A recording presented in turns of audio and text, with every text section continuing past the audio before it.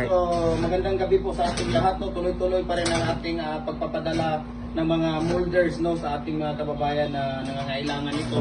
Papadala po natin ito sa kay Esteban Hardinico, HR Division, Hawaiian Philippines Company, Silay City, Negros Occidental.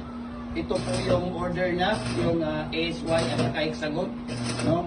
So, dalawang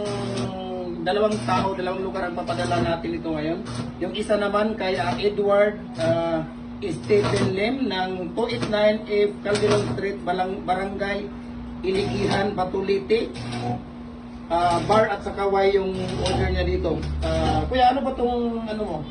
Cylinder. Ito yung cylinder para sa bus ng yung daan. sa daan. Ayan.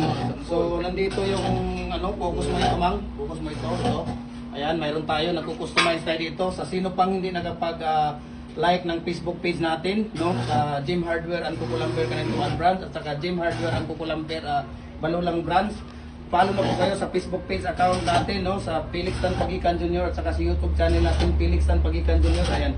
Para updated kayo, no? Makakatanggap kayo ng notification pag nag-upload kami, no? Si Kuya Mimer nandito, si Kuya sa mga kasama natin dito, no? Nag-overtime sila ngayon. Tingnan niyo, alas 7 na po. Nag-overtime sila dito para lang maipahatid natin yung Blooded po sila talaga ngayon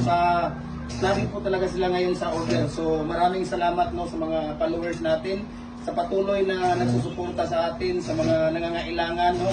Sa mga nag-PM pa, dami ko pang hindi na-replyan. Magre-reply ako ngayong gabi pag uwi namin. Maraming salamat. Si Kuya Mimer lang talaga, iba talaga ang original, no? Cagayan de Oro lang po ang original ng ating molder, no? Ang ating lahat tayo, Colbert Molds Pipe, nagko-customize tayo doon, any sizes, lahat ng garden bricks, lahat po ng lahat po ng mga frame natin, no, nagko-customize tayo dito. So thank you so much sa inyong lahat, and sa hindi pa na-replyan ko ngayong gabi, magre-reply ko sa inyong lahat. Yung mga nag-order pa, hindi ko na confirm ngayong gabi, ko confirm ko sa inyong lahat. Hindi ko pa rin sinabi kay Kuya Mimer kasi na-busy din ako sa na-busy, lalo na bukas sa Friday. May mga dalawang trailer ako na Kukulamber bukas na darating, so parang hindi ko pa masikaso lahat yun.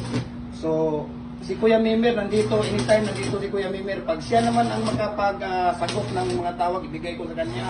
Kung hindi naman niya maisagot, please, wag naman kayong magalit kaagad kasi busy. Tingnan mo, hanggang ngayon, nagtatrabaho pa siya hanggang ngayon. Tingnan mo sila nagtatrabaho ngayon. So, re-replyan, sasagutin lahat namin yung ninyo. Kung interesado talaga kayo, PM kayo sa akin. Walang problema, handa kami tumulong sa inyong lahat. Maraming salamat sa iyong suporta, and God bless us all sa ating lahat. Ayan, thank you po.